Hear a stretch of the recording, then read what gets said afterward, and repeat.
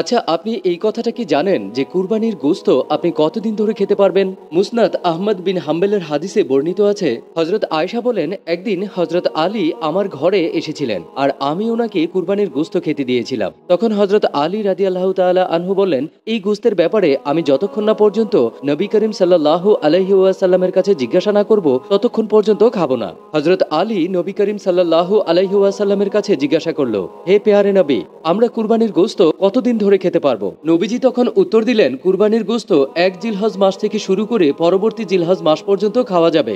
এর মানে হলো কুরবানির গোশত পরিপূর্ণ 1 বছর ধরে সংরক্ষণ করে খাওয়া যাবে। তারপরেও এখানে একটা কিন্তু আছে। নবীজি বলেন, কুরবানি দেওয়ার পর কুরবানির গোশত গরিব, মিসকিন, দুস্থ মানুষদের দেওয়ার পর, আপনার গরিব আত্মীয় স্বজনদেরকে বিলি করার পর যতটুকু আপনার অংশে থাকবে ততটুকু আপনি সারা বছর সংরক্ষণ করে খেতে পারবেন। আল্লাহ আমাদের সকলের কুরবানি কবুল করে নিন।